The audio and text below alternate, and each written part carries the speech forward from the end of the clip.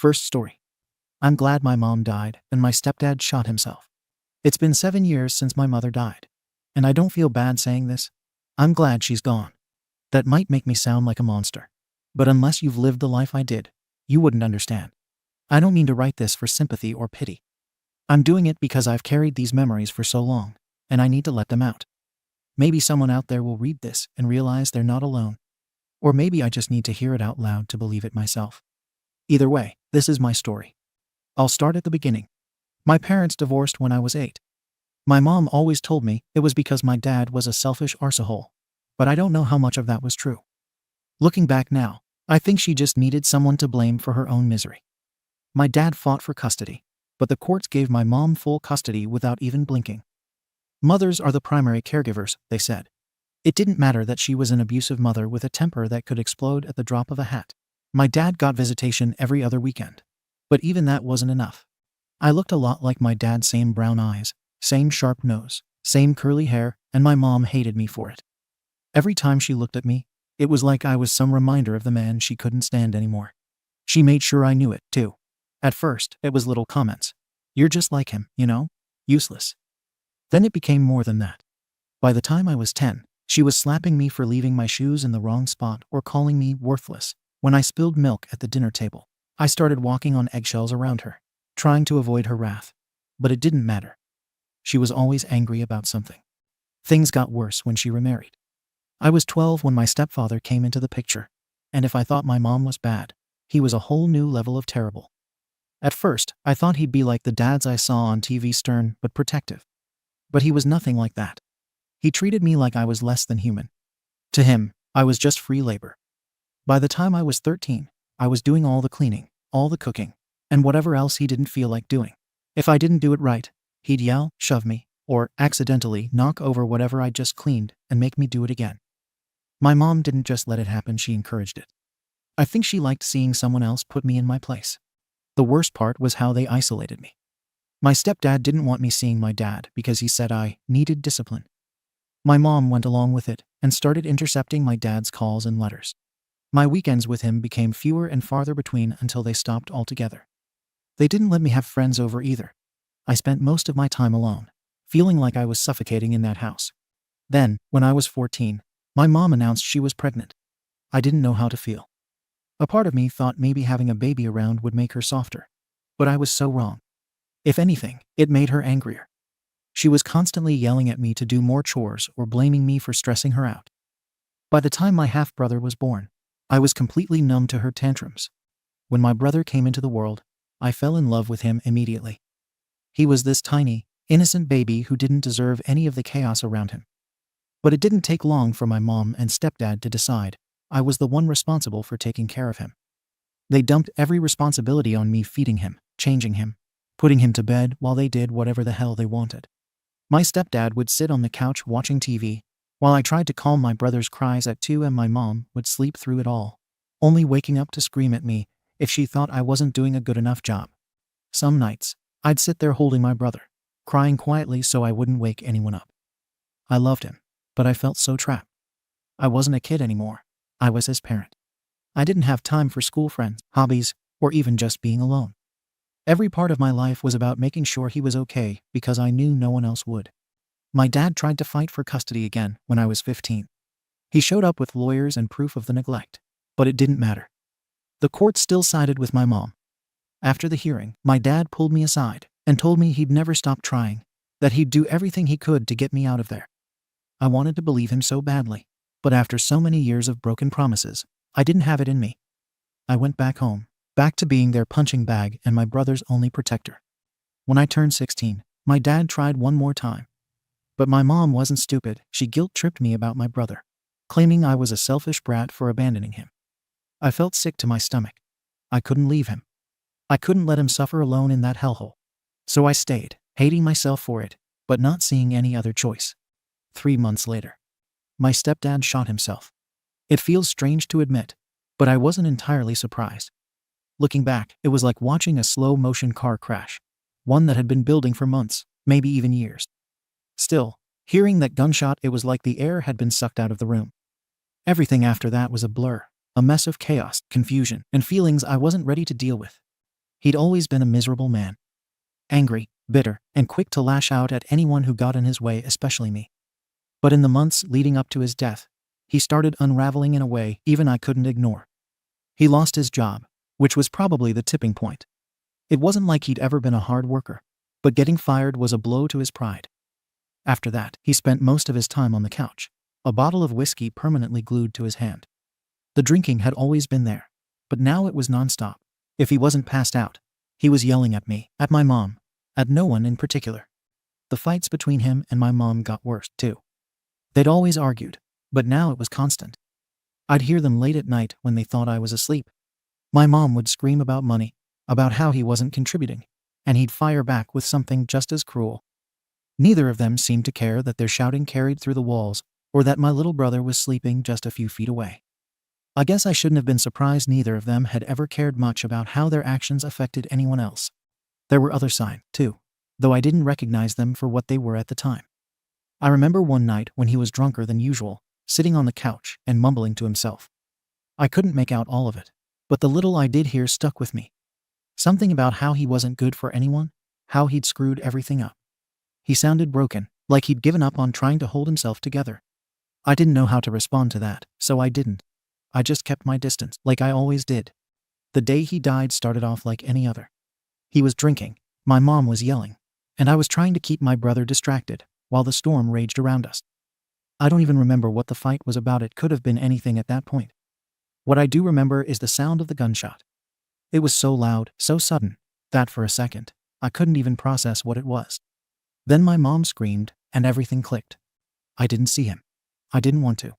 But the image of my mom standing there, shaking and sobbing, is burned into my memory.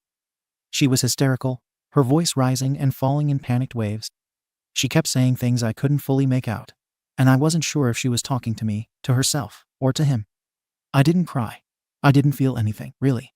I just went into autopilot, scooping up my brother and taking him to another room so he wouldn't see what had happened. The days that followed were surreal.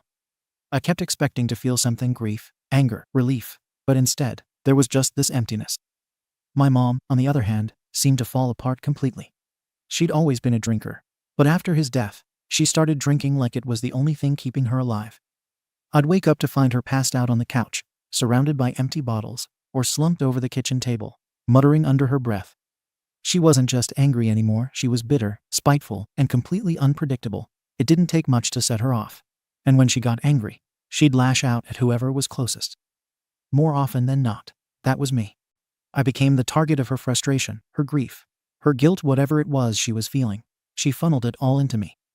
Every mistake I made, no matter how small, became an excuse for her to blow up. She'd call me useless, tell me I was a burden, and occasionally, when she was drunk enough, she'd start ranting about how much I reminded her of my dad. I didn't even argue with her anymore. It wasn't worth the energy. I just kept my head down and focused on taking care of my brother. He was the only thing keeping me going. The only reason I didn't completely break under the weight of it all. And then, one night, she snapped. I don't know what pushed her over the edge. Maybe it was the grief. Maybe it was the alcohol. Or maybe she was just done pretending to care. Whatever it was, she packed up me and my brother, drove us to my dad's house, and left us there without so much as a goodbye. She didn't explain, didn't look back, and didn't even seem to care. She just dumped us on the porch, knocked on the door, and disappeared into the night. My dad looked shocked when he opened the door and saw us standing there. It was late, maybe close to midnight, and I could tell he wasn't expecting us. But he didn't ask any questions, at least not then. He just brought us inside, offered us food, and promised we'd figure everything out in the morning. I felt a little bit of the weight I'd been carrying start to lift. My dad was here. I wasn't alone anymore. The first few days were strange. My mom didn't call, didn't check in, didn't let us know what was going on. She just vanished. My dad tried to reach out, but her phone was off, and no one seemed to know where she was. I couldn't bring myself to care. I'd spent years wishing she'd leave me alone, and now that she finally had, I wasn't sure how to feel about it. Relieved, guilty, angry. I guess it was all of those things, and more. My brother, on the other hand, was too young to understand any of it. He didn't talk much yet, just a few words here and there. But even without words, it was clear how scared and confused he was. He clung to me constantly, wrapping his tiny hands around my shirt or my arm and refusing to let go. If I left the room, even for a minute, He'd start crying until I came back. It broke my heart to see him like that, so anxious and unsure of what was happening. I tried my best to reassure him, to be the steady presence he needed, but I didn't really know what I was doing. I'd spent so much time trying to protect him from our mom and stepdad that I'd forgotten how to just be his brother. Sarah, my dad's girlfriend, was incredible with him. She had this calm, patient way about her that seemed to make him feel safe. She'd sit on the floor with him, playing with his blocks or showing him picture books, and even though he didn't say much, he started to respond to her little by little. My dad was just as hands-on, taking him outside to play or letting him ride on his shoulders. For the first time, my brother had people in his life who weren't just keeping him alive, they were actually giving him the love and attention he deserved. Watching them with him, I felt a mix of relief and sadness. Relief that he finally had a chance at a real childhood, and sadness that I hadn't been able to give him that before. Therapy was one of the first things my dad and Sarah arranged for us. At first, I hated it. Sitting in a room with a stranger, talking about things I'd spent years trying to bury, it felt like torture. But over time, it started to help. My therapist didn't push me to forgive my mom or my stepdad. She didn't tell me I should feel one way or another. She just listened, and it felt good and helped me discover myself. For my brother, therapy looked different. He was too young to really talk, so his sessions were more about play. The therapist would use toys and games to help him process his emotions in ways he couldn't put into words. It took time, but he started to come out of his shell. He'd smile more often, laugh when Sarah made silly faces, or toddle over to my dad with his arms outstretched, asking to be picked up. Those moments were small, but to me, they felt monumental. After everything we'd been through, seeing him start to trust people again was nothing short of a miracle. Meanwhile, I was still trying to figure out how to process my mom's disappearance.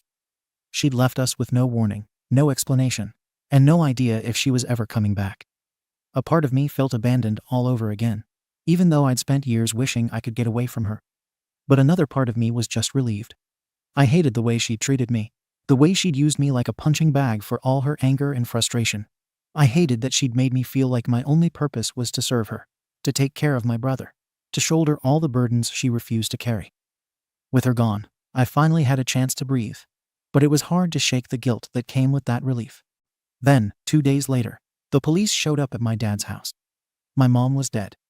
They told us she'd been found in a hotel room, and from what they said, it sounded like she'd been drinking heavily. She choked in her sleep and never woke up. I didn't cry. I just sat there, numb, while my dad talked to the officers and handled whatever needed to be done. I remember looking over at my little brother, sitting on the couch with a blank expression, and thinking, how am I supposed to explain this to him? How am I supposed to make this okay? The truth is, I didn't really know how to process it myself. Part of me felt guilty for not being sad, for feeling like her death was more of a relief than a tragedy. But then I'd think about everything she'd put me through, all the yelling, the hitting, the way she'd used me like a tool, instead of treating me like her son, and the guilt would fade. I didn't hate her, exactly. I think I just stopped caring about her a long time ago. My dad and Sarah didn't treat us like a burden, even though they'd just had 2 kids suddenly dropped in their laps. Sarah went out of her way to make us feel at home, cooking meals for us, making up a bed for my brother in the spare room, and asking if we needed anything. She didn't push us to talk about what had happened, but she made it clear that she was there if we wanted to. I didn't know how to respond to that kind of kindness. I wasn't used to it. By the time I turned 17, life had become something I never thought it could be stable. My dad and Sarah gave me and my brother everything we needed. Food on the table, a warm house, and, most importantly, love without conditions. Safety was no longer something I had to fight for or protect, it was simply there. But the scars from my mom and stepdad didn't fade easily. Healing took time and came in small, sometimes frustrating steps. My brother, though, was thriving in ways I didn't think were possible back when it was just the 2 of us. He loved playing with his building blocks, watching cartoons with Sarah, or running around the backyard while my dad chased him, pretending to be a monster. His laughter echoed through the house, and every time I heard it, I felt like another piece of the past slipped further away. He was growing into this bright, happy little boy who didn't have to carry the weight of what we'd gone through. Watching him learn and play reminded me just how resilient kids could be. He didn't remember the chaos of our old life, and I was grateful for that every single day. For me, the healing process was slower. Therapy helped, but opening up about my childhood felt like peeling back layers of armor I'd built to survive. Talking about my mom and stepdad dredged up feelings I didn't even know I'd buried guilt for not escaping sooner, anger at the way they treated me, and confusion about how I was supposed to feel about their absence now. My therapist didn't rush me or expect me to tie everything into a neat bow. She encouraged me to work through it at my own pace, and reminded me that it was okay to grieve, even if I wasn't grieving in the way people might expect. What I struggled with most was my mom's death. I didn't miss her, but I thought about her a lot. Not the person she actually was, but the version of her I'd wanted so desperately as a kid, the mom who would have hugged me when I was scared, cheered me on at school events, or told me I was enough. That version of her had never existed, and accepting that hurt in a way I hadn't been prepared for. My therapist said I was mourning what could have been, not what was, and that made sense to me. My dad and Sarah were supportive in ways I didn't even know I needed. They didn't push me to share more than I was comfortable with, but always made it clear they were there when I was ready. They celebrated my small victories in therapy, encouraged me to think about a future that didn't revolve around just surviving, and gave me the space to figure out who I was beyond the trauma. It was strange at first, having people in my corner who didn't expect anything in return. But slowly, I started to believe that maybe I deserved it. Around this time, I came out to them. It wasn't some big dramatic moment, just a quiet admission over dinner one night. I told them I was gay, and they took it exactly as I'd hoped, with no judgment, just acceptance. My dad said, "Okay," and Sarah smiled and told me she loved me. That was it. No awkwardness, no follow-up questions, just unconditional support. I hadn't realized how much I'd been holding my breath until I let it out. Their response gave me the confidence to be myself, and I moved on from it without looking back. Now I'm 23, and life looks nothing like it did back then. I moved out a few years ago, but still visit my dad, Sarah, and my brother every week. My dad adopted my brother when he was 5, giving him the stability and love he'd always deserved. My brother is 9 now and still the happiest kid I've ever met. He's smart, kind, and endlessly curious, always showing off the projects he's working on at school, or dragging me outside to kick a soccer ball around. Sometimes, I look at him and wonder how he turned out so well after everything we went through. But then I remember how much love he's been surrounded with since we left that house. As for my dad and Sarah, they're still as supportive as ever. People sometimes ask why they never had kids of their own, and the answer is simple. They already had us. My dad told me once that he didn't need more children when he already had his 2 sons, and Sarah has always said the same. They've been everything we needed and more, and I'll always be grateful for the family they helped us rebuild. Even as I look forward to the future, I haven't forgotten where we came from. The scars my mom and stepdad left behind haven't disappeared, but they've stopped controlling me. They're part of my story, but they don't define me anymore. What defines me now is the family we've built, the love we've found, and the life we've created from the ashes of everything that tried to break us. I have a life I'm proud of, and for the first time, I can say that I'm truly happy. Second story. My parents raised my sister after her mom died, as they were her godparents. Now, my sister, who never cared about my parents, showed up demanding my mom's engagement and my dad's house, which I renovated, or buy her out, threatening to sue me and manipulating the whole family, saying that I betrayed her. Now, my family is harassing me. So I, 26F, have a sister, 31F. Let's call her Jane. Jane is not my biological sister, but we grew up in the same household. For as long as I can remember, Jane has had this victim mentality. Mom died when she was young. Dad was never in the picture, but my mom's aunt/godmother took her in. She lived with us for 13 years before she got married and moved to Idaho with her husband. We never had the best relationship growing up, but I assumed it was just sibling rivalry, and we would grow out of it like me and my baby sister, 25F. My mom passed away in 2020, and Jane thought it was only right that she inherit my mom's engagement ring, even after declaring at the funeral that my mom was not her mom, just a woman who helped raise her. I then moved back into my parents' home because I felt bad for my dad and didn't want him to be alone. After converting the top floor of our 3-story home into a mini apartment for myself, Jane raised concerns that there would be no space for her to come home to during Christmases. But we made do. My dad recently paid off the home and signed the deed over to me under the condition that he live there rent-free until he dies, since I had been helping him pay the mortgage and would continue to pay the taxes on the home. I dismantled the apartment on the 3rd floor, making it once again a 5-bedroom home. However, 2 of the bedrooms my sisters used to occupy are now a walk-in closet and a room for my dogs.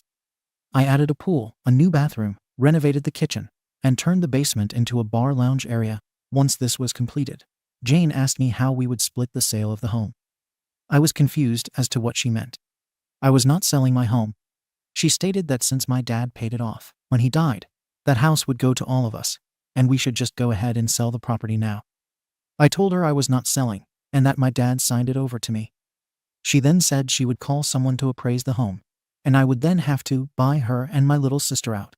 When I told her again that I owned the home, I was not selling, and she wasn't getting any money, she threatened to sue me. I told her to leave. A few weeks later, she called my dad to ask what the plans were for Christmas, and if I was going to be staying in a hotel since I could not be cordial. My dad told her I would not be staying in a hotel, but she was still welcome to come and stay with us.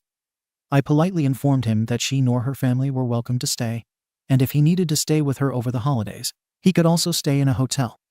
Now she's called my whole family and gone on a campaign of how evil I am for doing this over the holidays. Most of my family agrees with her, except a few who do not want to be involved, saying that she only said she'd sue me out of anger after realizing something else was taken from her. Her mom, her dad, and my mom, now her childhood home, which leads me to believe that maybe they are right.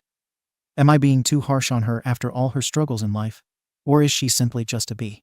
Edit. Little sis is fine. Please stop worrying about her. She's not a problem. Hence why I did not list everything she got from our mom or our dad. Update. I suggested my dad stay in a hotel with Jane because he was insistent that she spend Christmas with him. I didn't say he couldn't live with me anymore. I don't think it's unreasonable to not want to be around someone who wanted to sue and may still try. I also got the engagement ring. I thought it was crazy that someone declared, "That's not my mom," but wanted her ring that my dad bought. Also, little sis got the wedding bands. Dad also gave Jane significant amounts of money to open her own bakery. Little sis took over his business. I got the home, and the retirement and life insurance will be split in 3 when if he passes, because he can't die, TBH. Comments. Broomrider 31. NTA. It was very kind of your parents to give her a home as a child. That doesn't necessarily mean she is entitled to inherit. Besides, your dad has already signed the house over to you, as it's mutually beneficial to you both. That means it's your house. Period. But the part that really gets me is that she wants to go ahead and get it over with. That is an appalling mindset. Does she care about your dad and his wishes? Where does she expect him to live?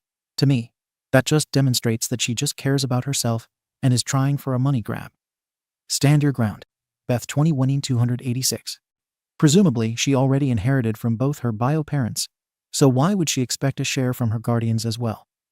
Let alone while one is still alive and living in the home she wants to sell out from under him.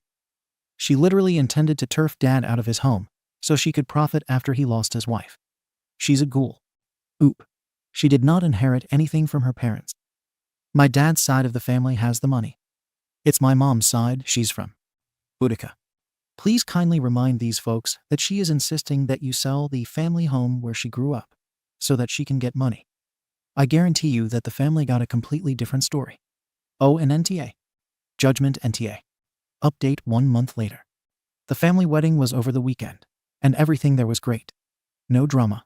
I kept my distance from Jane. The bride was not outstaged at all. Well, not by me and the drama at least.